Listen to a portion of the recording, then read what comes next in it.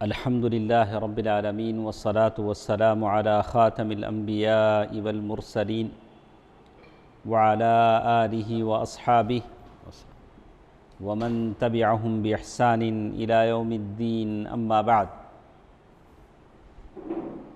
اللہ تعالیٰ کا فضل و کرم ہے کہ سیرت طیبہ میں سے ہمارے اور آپ کے پیارے نبی محمد مصطفیٰ صلی اللہ علیہ وسلم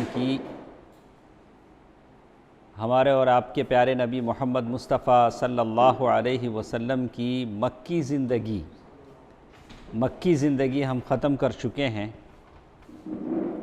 اور ہجرت کا یہ سفر اللہ کے نبی صلی اللہ علیہ وسلم نے کیسے طے فرمایا، اس کا ذکر کل کے درس میں ہم نے سنا۔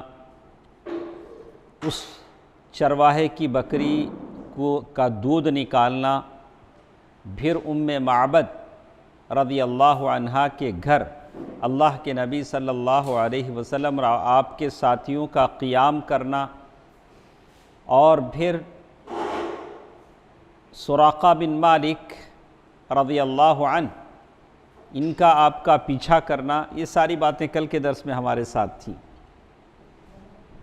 اور پھر اللہ کے نبی صلی اللہ علیہ وسلم قباء پہنچے۔ قباء میں اللہ کے نبی صلی اللہ علیہ وسلم کا قیام رہا۔ کتنے دن رہا؟ 12 دن، 7 دن، 24 دن، الگ الگ اقوال ہیں۔ والسلام ورحمۃ اللہ وبرکاتہ۔ پھر جمعے کے دن اللہ کے نبی صلی اللہ علیہ وسلم وہاں سے نکلے تو مسجد الجمعہ جہاں آج مسجد ہے، وہاں اللہ کے نبی صلی اللہ علیہ وسلم نے جمعے کی نماز ادا کی۔ اس کے بعد چلتے چلتے آس پاس کے بہت سارے لوگ آپ کے قافلے میں شامل ہو گئے، تو اللہ کے نبی صلی اللہ علیہ وسلم اب وہ وقت آیا کہ مدینے میں داخل ہوں۔ ماشاءاللہ، مدینے والوں کے لیے کیا مسرت اور شادمانی کا وہ دن ہوگا کہ خاتم المرسلین محمد صلی اللہ علیہ وسلم کی تشریف آوری ہے، اور مدینے میں اللہ کے نبی صلی اللہ علیہ وسلم داخل ہو رہے ہیں۔ اور اس شہر کا پرانا نام یثرب تھا۔ کیا نام تھا؟ یثرب۔ بعد میں اس کو مدینۃ الرسول کہا گیا، سٹی آف پروفٹ صلی اللہ علیہ وسلم، اور پھر مختصر بنا کر اسے کیا بولے؟ مدینہ۔ اصل میں تھا مدینۃ الرسول، طیبہ، یہ سب مدینے کے نام ہیں۔ تو یہ ایک بہت تابناک تاریخی دن تھا، اور ہر گلی کوچے سے سبحان اللہ، الحمدللہ کی آوازیں آ رہی تھیں، اور انصار کی بچیاں خوشی سے نشید گا رہے تھے، نشید پڑھ رہی تھیں۔ اشرق البدر علینا من ثنیات الوداع، ان پہاڑوں سے جو جنوب کے جانب ہیں 14ویں کا چاند ہم پر نکلا ہے صلی اللہ علیہ وسلم۔ وجب الشکر علینا ما دعا للہ داعی ایہا المبعوث فینا جئت بالامر المطاع، کیسا عمدہ دین اور تعلیم ہے، ہم پر اللہ کا شکر واجب ہے اطاعت فرض تیرے حکم کی، آپ اللہ کی طرف سے جو حکم دیں گے وہ ہم مانتے ہیں۔ جئت بالامر المطاع، بھیجنے والا ہے تیرا کبریا، یعنی اللہ تعالیٰ کی طرف سے آپ مبعوث ہوئے ہیں۔ انصار کی بچیاں یہ گا رہی تھیں، یہ پڑھ رہی تھیں۔ انصار گرچہ بڑے دولت مند نہیں تھے، اس لیے کہ بہت سارے جنگیں تھیں، اور وہاں جو یہود ہوتے تھے، جو یہود بستے تھے، ہمیشہ انصار کے 2 قبیلوں کو آپس میں لڑایا کرتے تھے، ایک اوس اور خزرج۔ یہودیوں کے ہمیشہ یہی چال ہوتی ہے کہ وہ لوگ تاجرانہ ذہن ان کا ہوتا ہے، تو یہ لوگ ان کو قرضے دیتے، لڑاتے، ویسے ہی کرتے تھے۔ لیکن ہر انصاری کی خواہش تھی کہ اللہ کے نبی صلی اللہ علیہ وسلم ان کے مہمان بنیں۔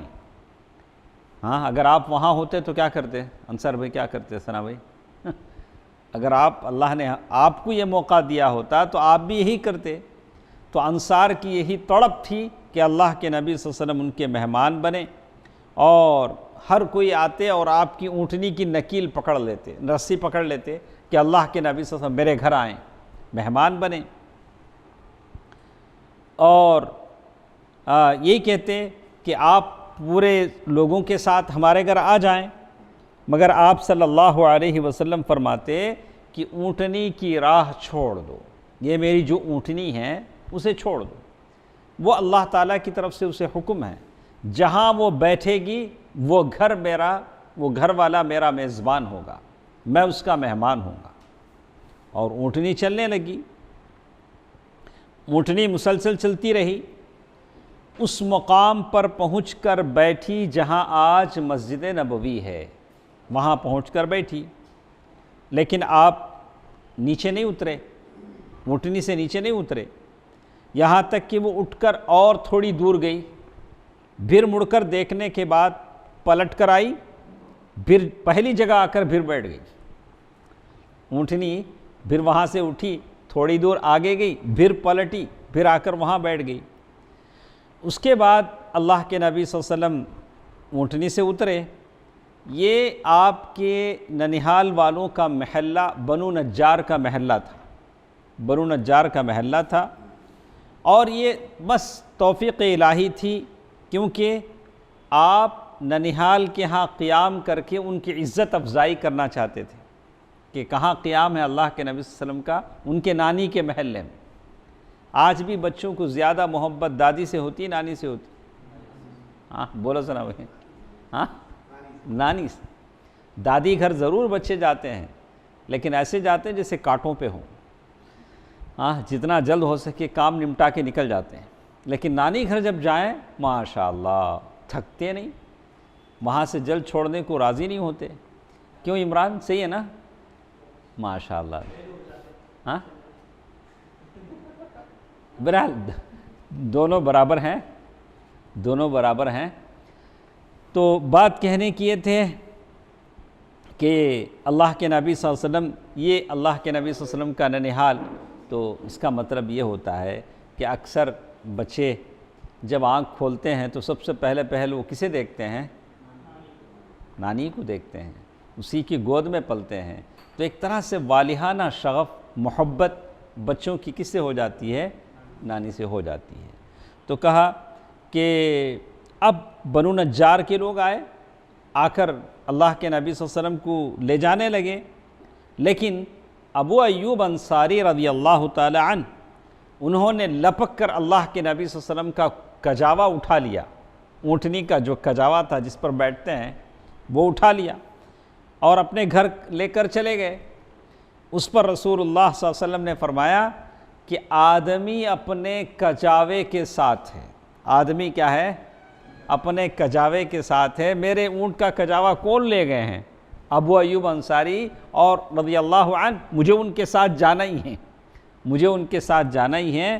اور حضرت اسعد بن زرارہ رضی اللہ عنہ آ کر اونٹنی کی نکیل پکڑ لی، یہ اونٹنی انہی کے پاس رہی۔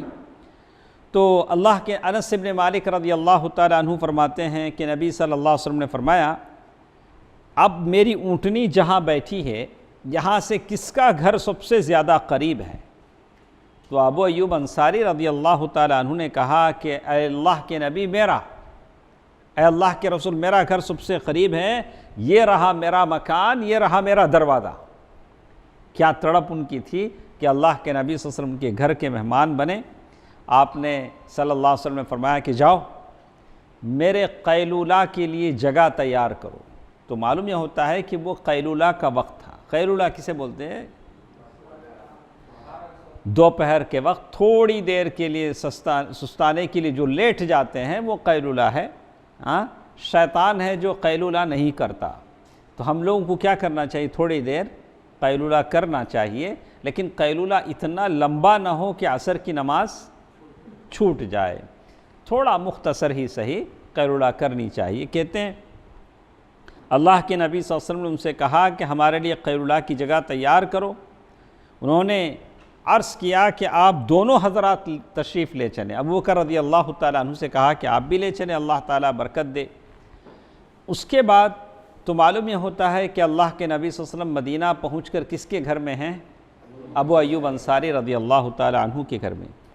چند دن کے بعد آپ کی بیوی سودہ رضی اللہ عنہا ام المؤمنین وہ بھی آ گئی مکے سے، اور آپ کی دونوں بیٹیاں فاطمہ ام کلثوم رضی اللہ عنہما، یہ دونوں بیٹیاں بھی آ گئیں، تو مکے سے یہ بھی آ گئیں، اور اسی طرح اسامہ بن زید بھی آ گئے، اور ان کی اماں کون؟ اسامہ بن زید کی امی کون ہیں؟ میں نے آپ پہلے بتایا آپ کو، زید بن حارثہ کی بیوی کون ہے؟ ام ایمن۔ کون ہے؟ ام ایمن۔ اور اسامہ رضی اللہ تعالی عنہ کی امی کون ہے؟ ام ایمن۔ تو ام ایمن کون ہے؟ جنہوں نے اللہ کے نبی صلی اللہ علیہ وسلم کو گود میں لے کر بہلایا ہے، وہ کون ہے؟ ام ایمن، جنہوں نے اللہ کے نبی صلی اللہ علیہ وسلم کو کیا لیا؟ گود لیا۔ اور جب سفر کیا اللہ کے نبی صلی اللہ علیہ وسلم کے والدہ نے، جب مدینے کی طرف سفر کیا، واپسی میں انتقال ہوا، تو تب اللہ کے نبی صلی اللہ علیہ وسلم کے والدہ محترمہ کے ساتھ کون تھی؟ ام ایمن تھی۔ جب انتقال ہوا، راستے میں تدفین ہو گئی، تو اپنے گود میں لے کر وہ واپس مکہ آئیں، اللہ کے نبی صلی اللہ علیہ وسلم کو گود میں لے کر ام ایمن واپس آئیں۔ تو اللہ کے نبی صلی اللہ علیہ وسلم کے آ جانے کے بعد، اور اللہ کے نبی صلی اللہ علیہ وسلم نے ام ایمن رضی اللہ تعالی عنہ کے ساتھ ایک مذاق کیا تھا۔ کوئی بتا سکیں گے کیا مذاق تھا؟ عمران آپ کے سارے گروپ میں اگر بتا سکے تو یا تو شعیب، یا تو عمران، یا تو سہیل بھائی۔ ہاں بولو شعیب۔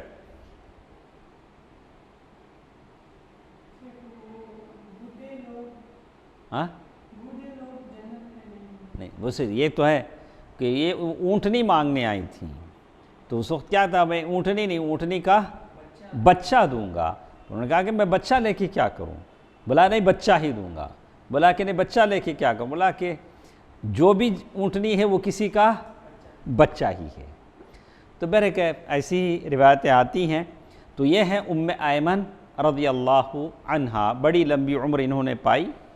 تو ام ایمن رضی اللہ تعالی عنہا، سودہ ام المؤمنین سودہ بنت زمعہ رضی اللہ عنہا، اور اسی طرح اللہ کے نبی صلی اللہ علیہ وسلم کی دونوں صاحبزادیاں ام کلثوم اور فاطمہ اور اسامہ بن زید، یہ سارے کے سارے عبداللہ بن ابی بکر ان کے ساتھ مکے سے مدینہ آئے، اور ساتھ میں ام المؤمنین عائشہ رضی اللہ تعالی عنہ بھی تھیں۔ یعنی ابو بکر رضی اللہ تعالی عنہ کا خاندان اور یہ سارے افراد پیچھے سے مکے سے مدینہ آئے۔ صرف ایک بیٹی اللہ کے نبی صلی اللہ علیہ وسلم کی پیچھے رہ گئیں۔ کون تھی وہ؟ زینب رضی اللہ تعالی عنہ پیچھے رہ گئیں، وہ ابو العاص۔ زینب اور ابو العاص یہ دونوں بہت ایک دوسرے سے محبت کرتے تھے، لیکن ابو العاص ایک زمانے تک مسلمان نہیں ہوئے۔ اس کے بعد ایک موقع آیا کہ وہ مدینہ کسی قافلے کے ساتھ گزر رہے تھے، برا کر زینب رضی اللہ تعالی عنہ کے گھر آئے، اور زینب رضی اللہ تعالی عنہ نے ان کو پناہ دی۔ یہ سب بدر کے یہ سب واقعات ہیں۔ بہرکیف زینب رضی اللہ تعالی عنہ وہاں رہ گئیں، انہوں نے آنے نہیں دیا، اور جنگ بدر کے بعد وہ تشریف لا سکی۔ جنگ بدر میں وہ قید ہو گئے، اور ان کے فدیے کے طور پر ام المؤمنین خدیجہ رضی اللہ تعالی عنہ کا ہار بھیجا زینب نے۔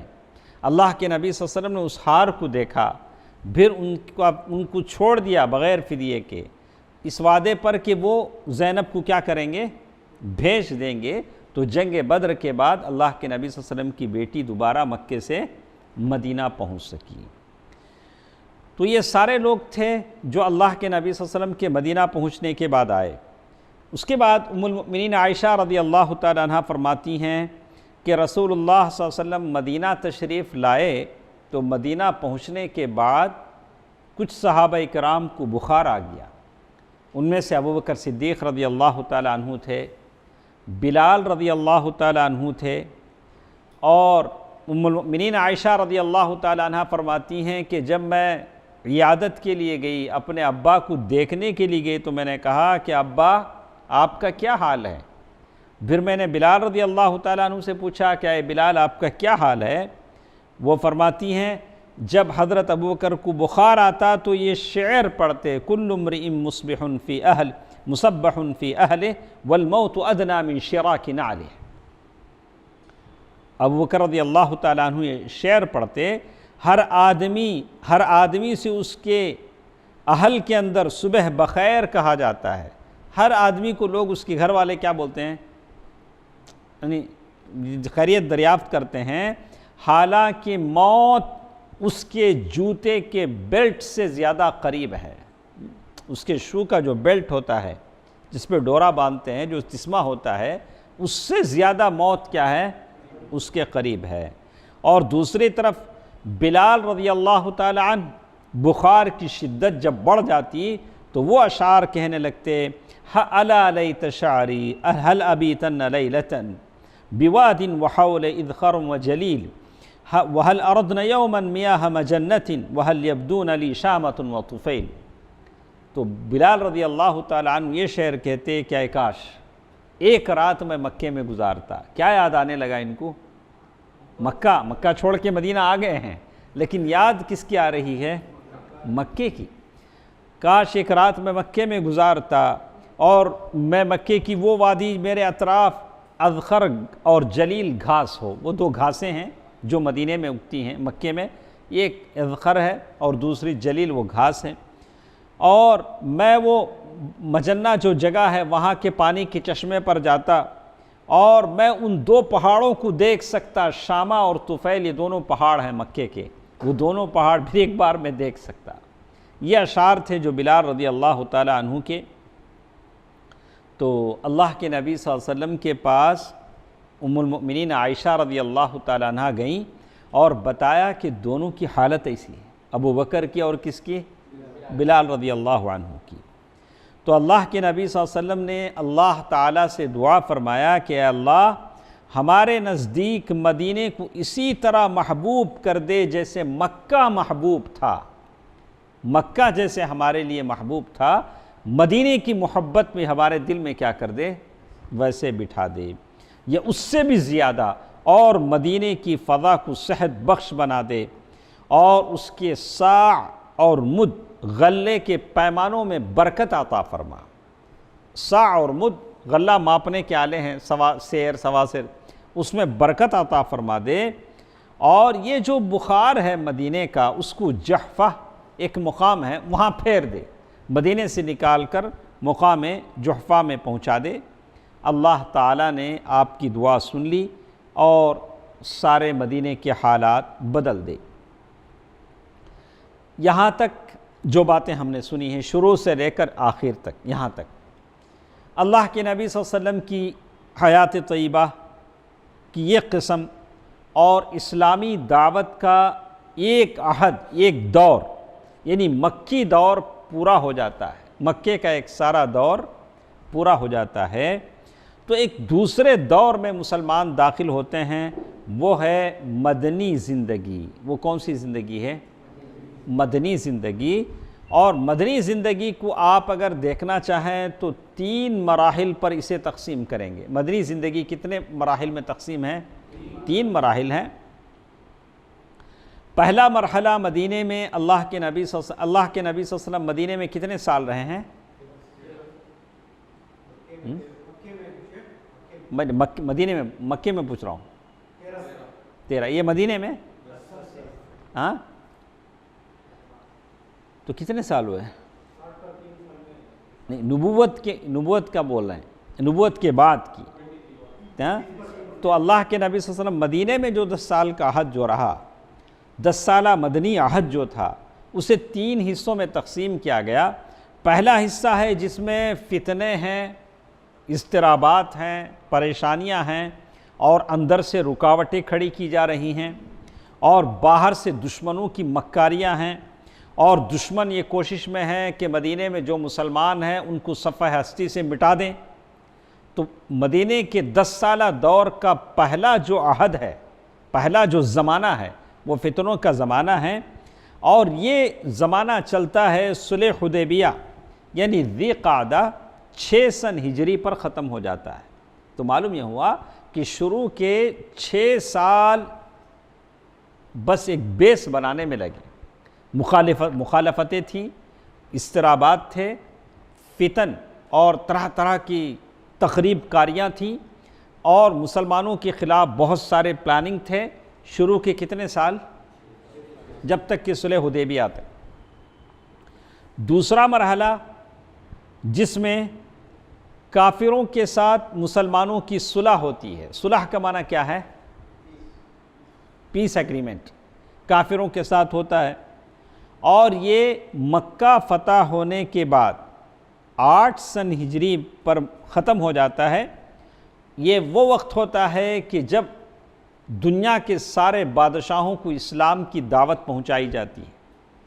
قیصر و کسریٰ کو، ایران کے بادشاہ کو، اور پھر روم، یہ سارے جو بادشاہ ہیں ان کو لیٹرز جاتے ہیں کہ مسلمان ہو جاؤ۔ یہ 10 سالوں میں سے یہ کب؟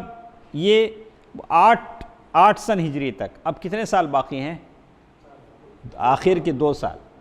شروع کی ادھر چلے گئے 6 تک، پھر 8، اور پھر تیسرا مرحلہ جس میں اللہ تعالیٰ کی مخلوق فوج در فوج اسلام میں داخل ہوتی ہے، کثیر تعداد اسلام میں داخل ہوتی ہے، اور جگہ جگہ سے قبیلے آ رہے ہیں۔ یمن سے لوگ آتے ہیں، طائف سے لوگ آتے ہیں، اور جگہ جگہ سے لوگ آ کر اللہ کے نبی صلی اللہ علیہ وسلم کے ہاتھ پر بیعت کر کے مسلمان ہوتے ہیں۔ یہ مرحلہ اللہ کے نبی صلی اللہ علیہ وسلم کی حیات مبارکہ کے اخیر یعنی ربیع الاول 11 سن ہجری تک محیط ہے۔ تو آخر کے 2 سال 3 سال لگ بھگ کا جو عرصہ ہے وہ بکثرت لوگ مسلمان ہوئے۔ اب سب سے پہلے ہم یہ دیکھیں گے کہ اللہ کے نبی صلی اللہ علیہ وسلم مکے سے نکل کر مدینہ آئے ہیں، تو مدینے کی کیا حالات ہیں۔ آپ جب کہیں بھی جاتے ہیں تو ایک دم وہاں کے حالات آپ کے فیور میں نہیں ہوتے ہیں، آپ کے موافق نہیں ہوتے ہیں۔ وہاں آندھیاں چلتی ہیں، مخالف ہوائیں چلتی ہیں، مخالف آوازیں اٹھتی ہیں، آپ پر اعتراض کرنے والے ہوتے ہیں، اور آپ ابھی آئے ہیں۔ تو وہاں کے حالات کیا تھے کہ طرح طرح کے فتنے، اور صحابہ اور اللہ کے نبی صلی اللہ علیہ وسلم کو مذاق کا نشانہ بنایا جاتا تھا مکے میں۔ تو جب آپ مدینہ آ گئے ہیں تو اس کا یہ مطلب نہیں تھا کہ ساری چیزیں چھوٹ گئیں، اب امن میں ہیں۔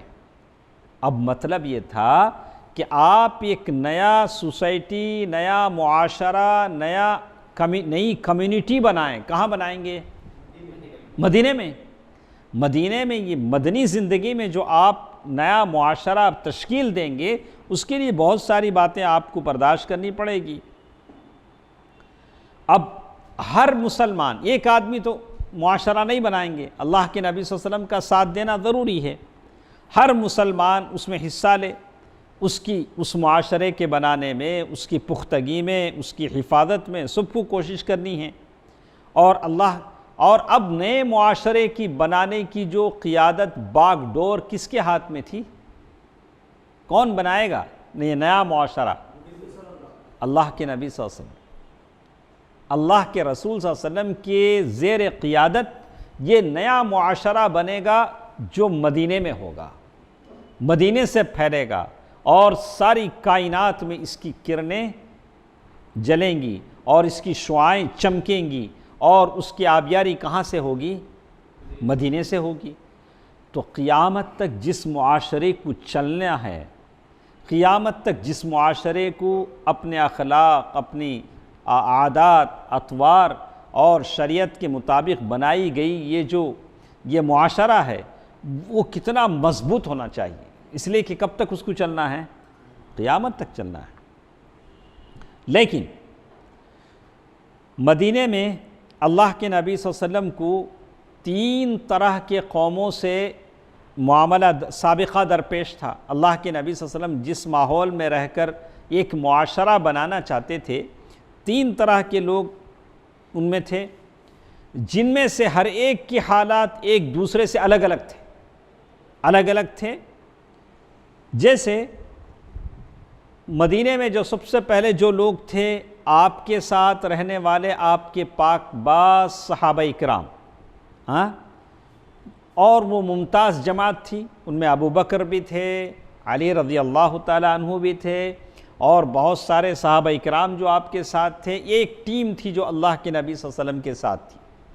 کبھی بھی اگر آپ کو کوئی بڑا کام کرنا ہے، کوئی بڑا شان والا کام کرنا ہے، تو آپ کیا دیکھیں گے کہ میرے ساتھ کتنے لوگ ہیں۔ اگر یہ میں بیڑا اٹھاتا ہوں، اگر یہ کام کرنے کا میں عزم لے کر چلتا ہوں، تو کتنے لوگ میرے ساتھ میرے اس کام میں ساتھ دیں گے۔ اس کا جائزہ آپ لیں گے کہ نہیں لیں گے؟ لیں گے۔ ایسا نہیں ہوگا میں اکیلا ہی چلا تھا جانب منزل، مگر ایسا نہیں ہوگا کہ آپ اکیلے چل پڑیں۔ آپ یہ دیکھیں گے کتنے لوگ میرے ساتھ ہیں۔ تو پہلی ٹیم جو اللہ کے نبی صلی اللہ علیہ وسلم کے ساتھ تھی، وہ کون لوگ تھے؟ آپ کے ممتاز جماعت، اللہ تعالیٰ نے جن کو آپ کے ساتھ اسلام میں یہ کیا تھا، وہ ایک جماعت تھی۔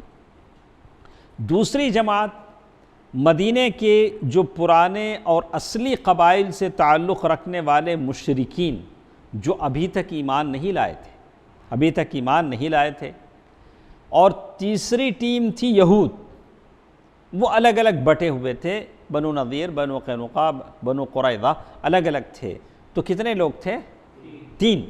ایک ممتاز صحابہ کرام، اور دوسرے رضی اللہ عنہم اجمعین، دوسرے وہ لوگ جو وہاں کے اصلی باشندے تھے، مشرک تھے، مسلمان نہیں ہوئے تھے، تیسرے یہود۔ سب سے پہلے صحابہ کرام رضی اللہ عنہم کے تعلق سے اب ہر ایک سے کچھ نہ کچھ مسائل سے آپ کو سامنا تھا۔ پہلے جو صحابہ کرام آپ کے سامنے تھے، ان کے لیے مدینے کے جو حالات تھے، مکے کے حالات سے قطعی طور پر مختلف تھے۔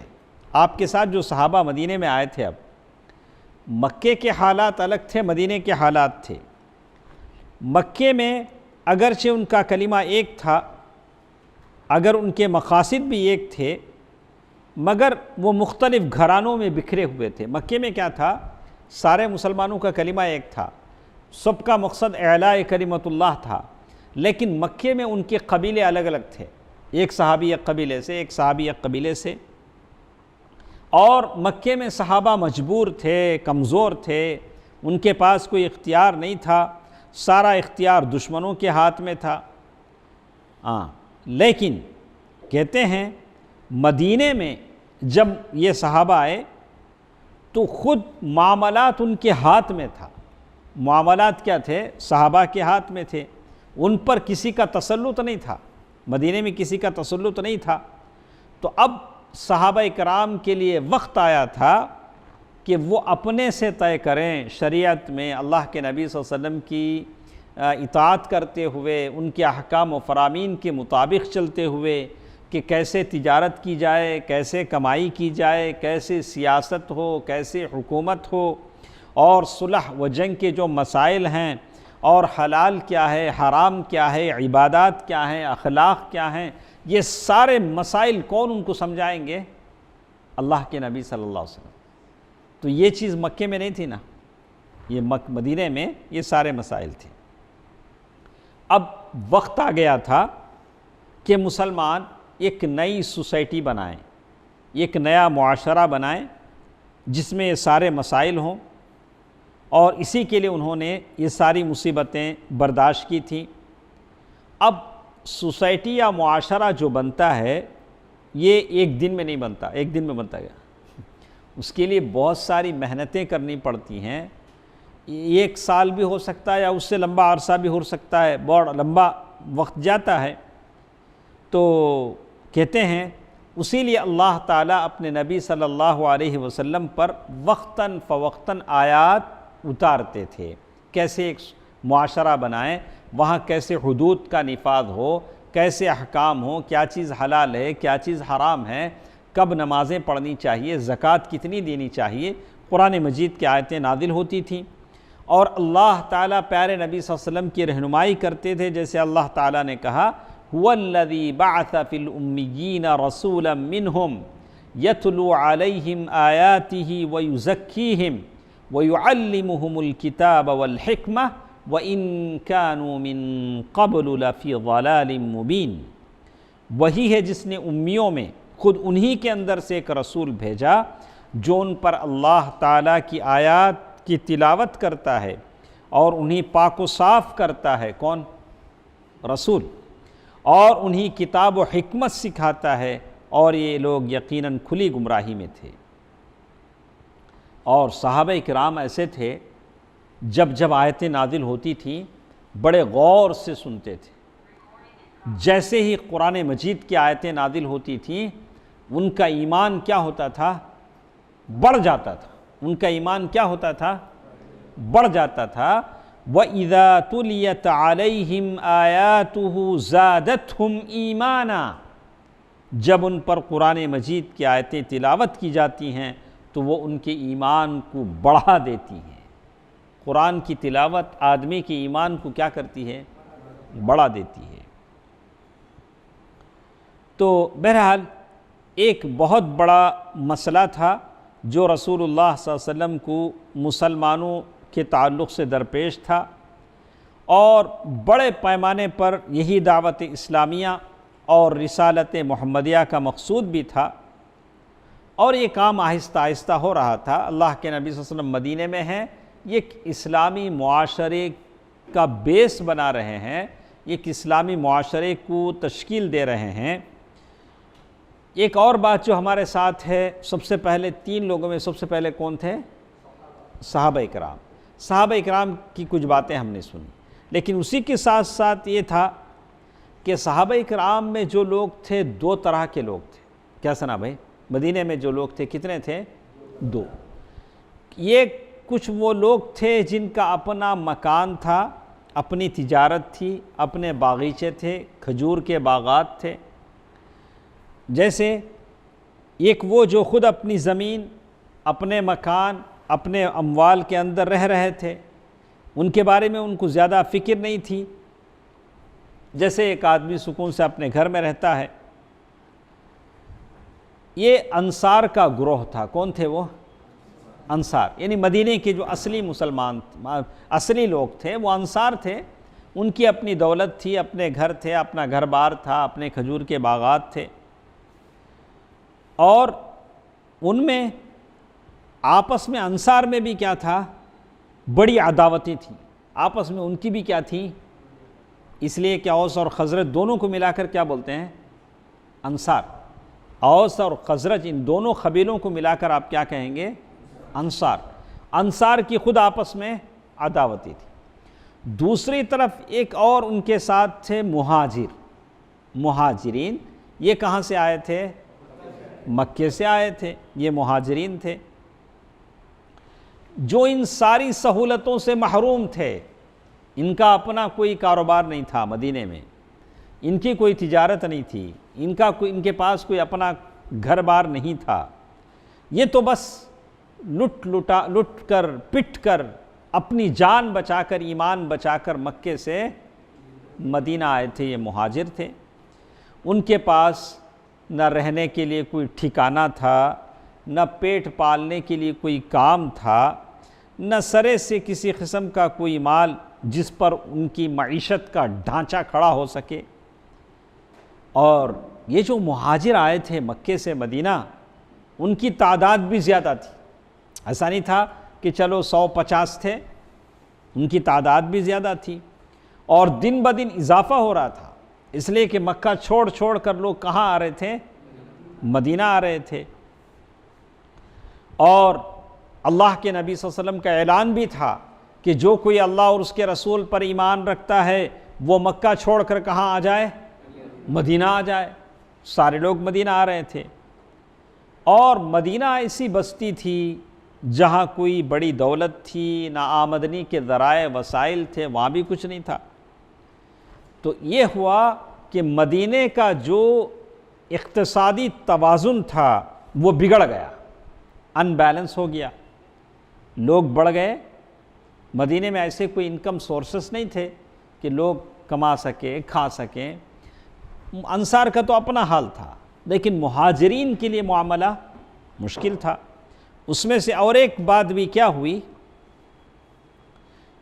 اسلام دشمن جو طاقتیں تھیں، آس پاس کی جو مکے کے جو لوگ تھے یا طائف کے جو لوگ تھے، ان لوگوں نے مدینے کا اقتصادی بائیکاٹ کر دیا تھا، اکنامیکل کیا کر دیا تھا، بائیکاٹ کر دیا تھا کہ ہاں مسلمان ہیں۔ کیا حال رہے گا؟ ایک تو پہلے سے کچھ نہیں، اس کے بعد مدینے کا کیا کر رہے ہیں، یہ کر دیے، جس سے کیا ہو گیا، باہر سے جو مال مدینہ آتا تھا مدینے میں مال آنا بند ہو گیا، اور حالات سنگین سے سنگین ہوتے چلے گئے۔ یہ تھی حالت کس کی، ان صحابہ کی جو اللہ کے نبی صلی اللہ علیہ وسلم کے ساتھ ہیں۔ ایک دوسری قوم جس کی بات ہم کر رہے تھے، مدینے کے اصلی جو مشرک تھے، وہاں کے باشندے جو مشرک تھے، ان کا حال یہ تھا کہ مسلمانوں پر ان کا کوئی کنٹرول نہیں تھا۔ کچھ مشرکین شک و شبہ میں مبتلا تھے کہ کیوں یہ لوگ مکہ چھوڑ کر یہاں آئے ہیں، ایک طرح کا ڈاؤٹ ان کو تھا۔ لیکن اسلام اور مسلمانوں کے خلاف اپنے دل میں کوئی عداوت ان کے دلوں میں نہیں تھی۔ کون تھے وہ؟ مدینے کے جو مشرک تھے۔ ایک ڈاؤٹ تھا کہ ان لوگوں کو مکے سے آنے کی کیا ضرورت تھی، لیکن کوئی عداوت اور دشمنی نہیں تھی۔ اور ایسے ہی لوگ تھوڑے عرصے کے بعد مسلمان ہو گئے۔ اللہ تعالیٰ نے ان لوگوں کو کیا کر دیا، ہدایت دے دی۔ لیکن کچھ مدینے کے مشرک ایسے بھی تھے جو مسلمان نہیں ہوئے۔ شروع ہی سے انہوں نے اپنے دلوں میں عداوت کو چھپایا، کینہ کپٹ کو چھپایا۔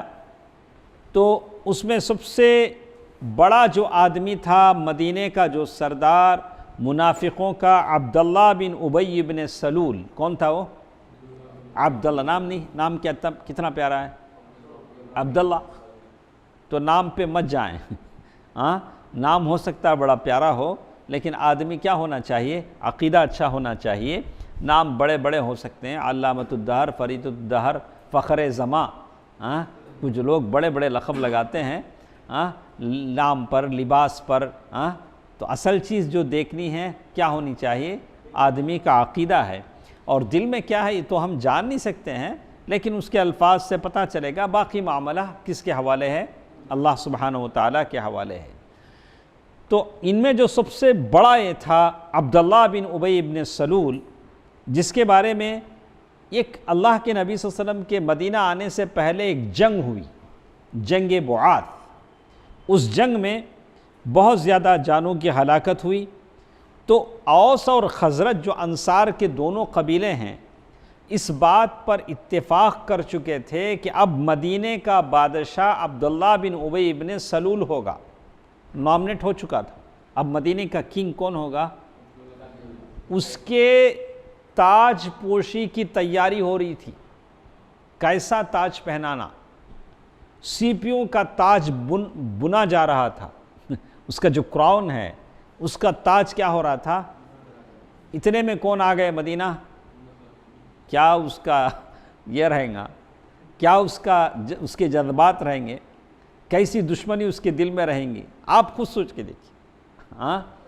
تو وہ کہتا ہے، تو اسے جو سیپیاں آتی نہیں، سمندر کی جو سیپیاں ہوتی ہیں، اس کے تاج کی تیاری ہو رہی تھی۔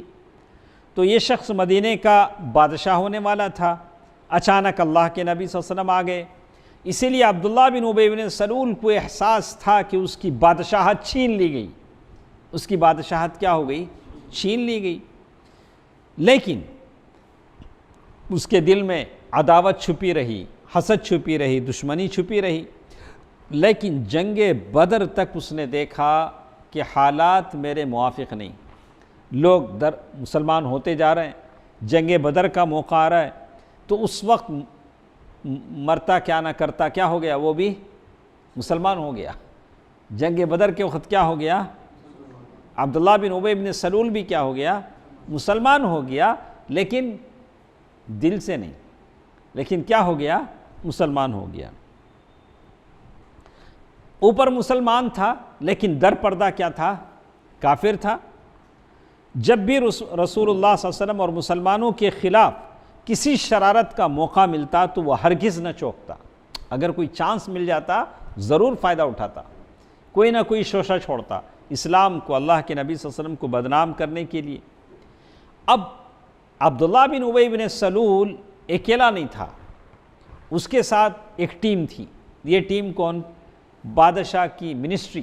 اب بادشاہ رہے تو اس کی منسٹر تو رہنا نا، تو وہ لوگ بھی امید میں تھے یہ بادشاہ بنے گا تو مجھے منسٹر بنائے گا، مجھے وزیر بنائے گا، تو وہ بھی اس کے ساتھ ہو لیے۔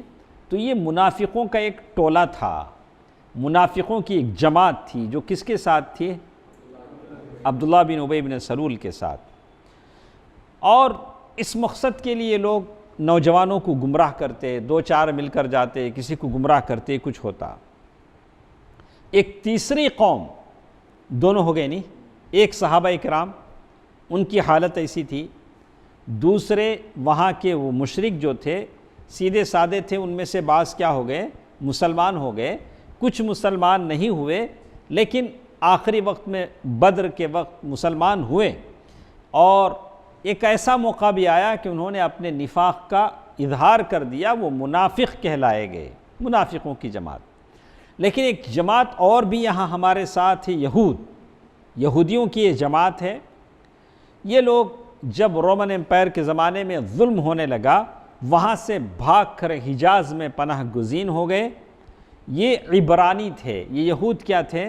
عبرانی زبان بولتے تھے، عبرانی قوم کے تھے، لیکن عربوں کے ساتھ ایسے گھلے ملے، ان کی ثقافت کو اپنایا، ان کی عورتوں سے شادیاں کی، یہ بھی عربی بولنے لگے، ان پر بھی عربی اثر چھا گیا، لیکن اندر سے ان کے اندر عصبیت زندہ تھی۔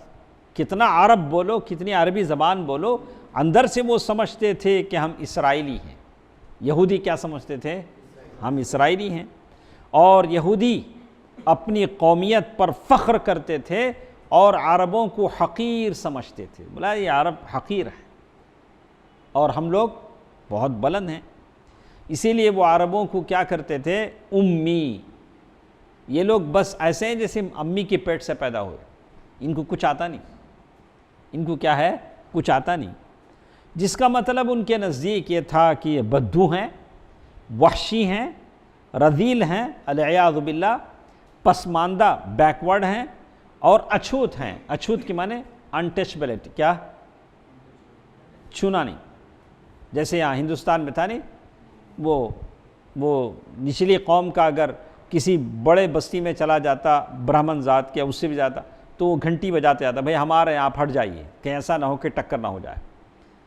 تو وہ لگتا ہے نہ ان کو چھونا کیا ہے۔ تو آج بھی بہت جائے کہ ان کے مندروں میں داخل، تو ہمارے پاس ایسا نہیں ہے، ایک ہی صف میں کھڑے ہو گئے، بولو بھائی، میں ایک ہی صف میں کھڑے ہو گئے، ہاں کون کون با؟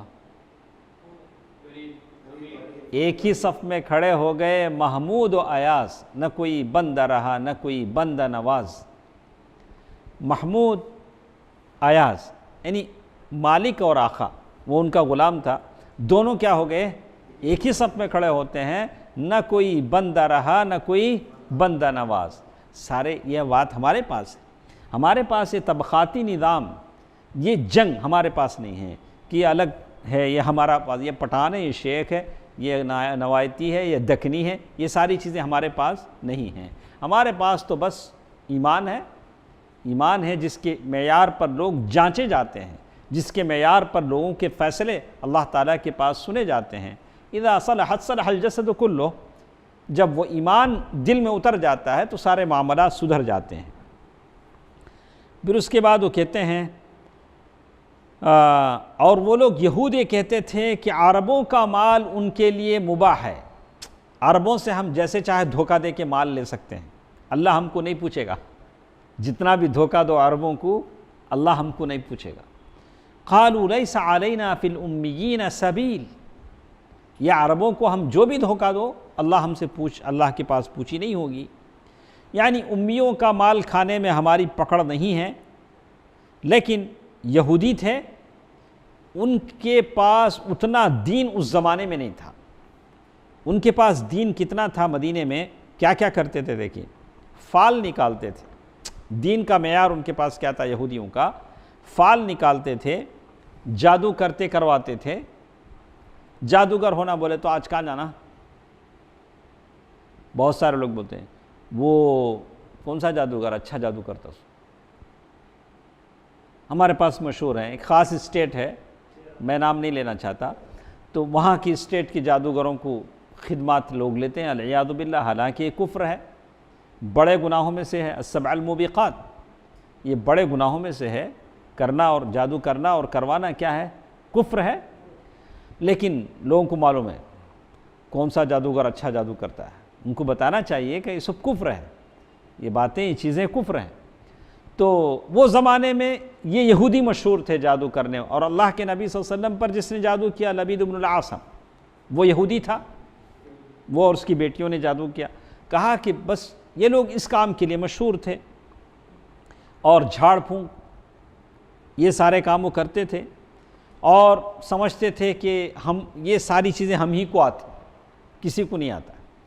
تو اس طرح سے وہ اپنے پیشہ، اپنے دبدبے، اپنے اثر و رسوخ کو مدنی معاشرے پر نافذ کرتے تھے۔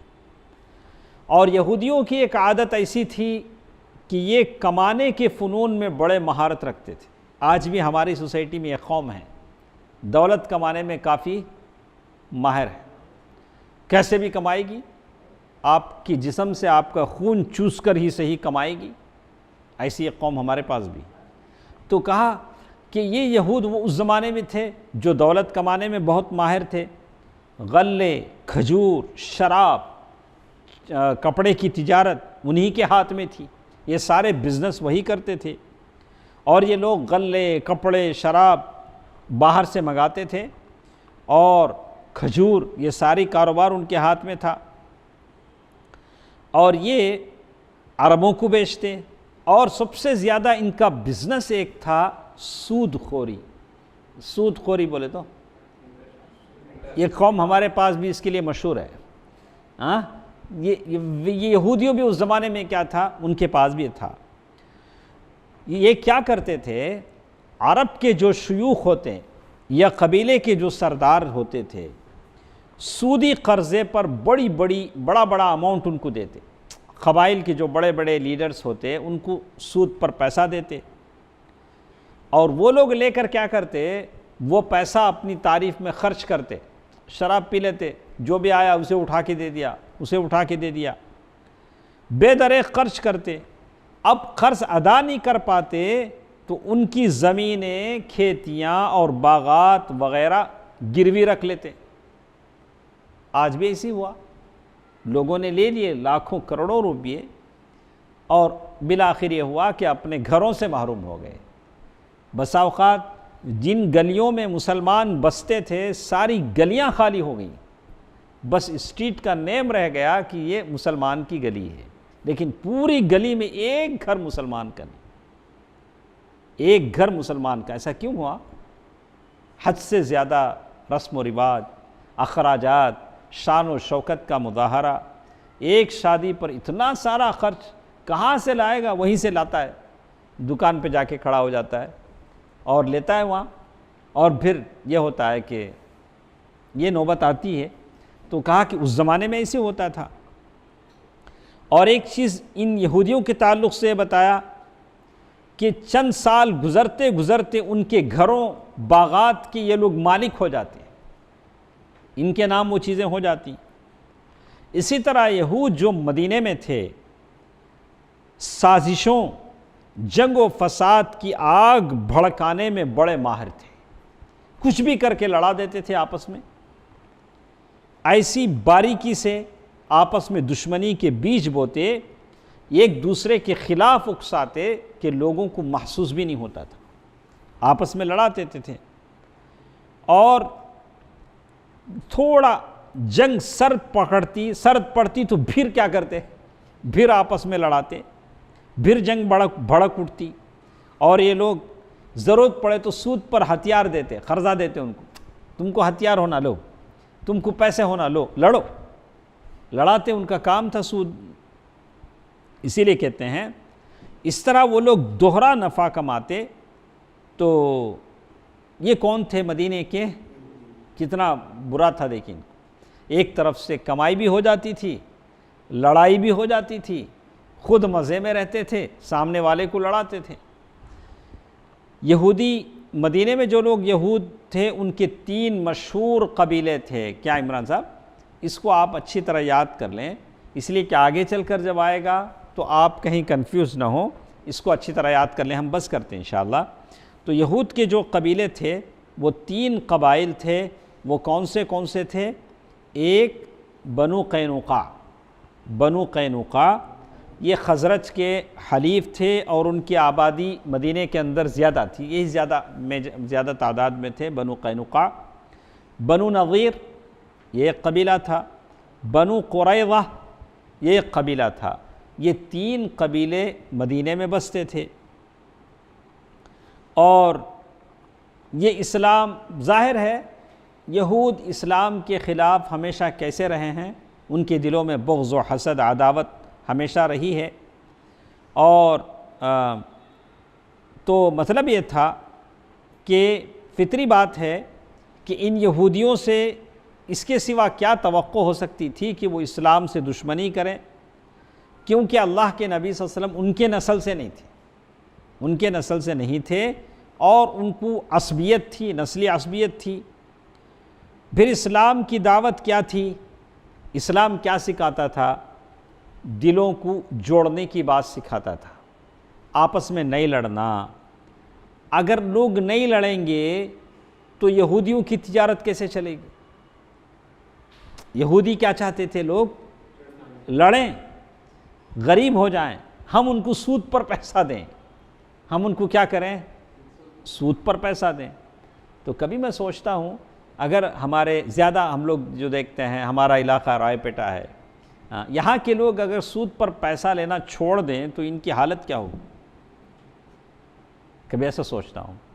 تو سود، خاص کر اپنی قوم جو مسلم قوم ہے، ہم ان کو بتائیں کہ سود کتنی گھناؤنی چیز ہے، کتنی بڑی برائی ہے. حدیثوں میں کتنی اس کی ہولناکی بیان کی گئی ہے سود کے تعلق سے، انٹرسٹ کے تعلق سے. ہم اپنی قوم کو بتائیں کتنی بری چیز ہے.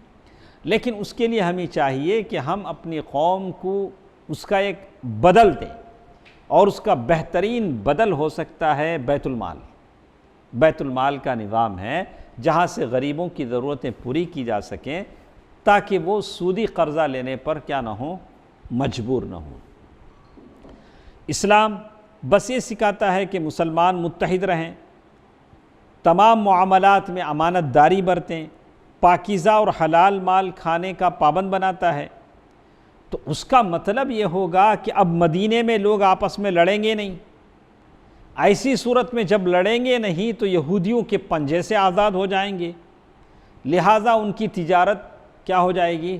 ڈاؤن ہو جائے گی، لاس میں آ جائیں گے، نقصان. اور سودی دولت سے محروم ہو جائیں گے جس کے ذریعے سے وہ مالدار بنتے تھے. یہ تھا. تو کہتے ہیں کہ جب ان لوگوں کو معلوم ہوا کہ اسلام مدینے میں پنپے گا، اسلام ترقی کرے گا، یہ اسلامی تعلیمات ہیں، تو ایک طرح سے ان کے اندر کیا ہو گیا؟ آپس میں اسلام کے خلاف ان کی دشمنیاں کھل کر سامنے آ گئیں. اس لیے کہ اسلام سارا معاشرہ بدلنا چاہتا ہے. آج بھی جب ہم لوگوں کو اسلام بتاتے ہیں تو شراب کھانے والے آپ کے دشمن ہو جائیں گے. آپ بولتے ہیں کہ بھئی شراب نہیں پینا چاہیے، تو ایک طرح سے آپ ان کے دھندوں کو کیا کر رہے ہیں؟ ان کے کاروبار پر آپ کاری ضرب لگا رہے ہیں. آپ کہہ رہے ہیں کہ فحش، بے پردگی، عریانیت، میوزک، ڈانس، یہ ساری چیزیں غلط ہیں، تو آپ ایک انڈسٹری کو ختم کرنا چاہ رہے ہیں. تو یہ لوگ آپ کے دشمن بن جائیں گے. اور آپ یہ کہتے ہیں کہ کوکین، براؤن شوگر، یہ جو گانجا، جو چرس ہے، ساری چیزیں غلط ہیں، تو آپ ایک طرح کا اور جو مافیا گروپ ہے اسے آپ اس سے معارضانہ یہ اختیار کر رہے ہیں. یہ ساری چیزیں ختم ہو جاتی ہیں تو یہ سارے آپ کے کیا ہو جائیں گے؟ اسی لیے لوگوں کو اسلام سے دشمنی ہے. سمجھ میں آیا؟ اسی لیے لوگ اسلام کو کیا کرتے ہیں؟ ناپسند کرتے ہیں.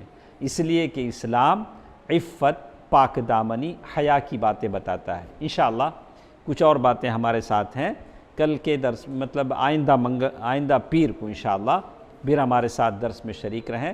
اللہ تعالیٰ بہتر بات سننے اور عمل کرنے کی توفیق دے. آمین. والسلام علیکم ورحمۃ اللہ وبرکاتہ.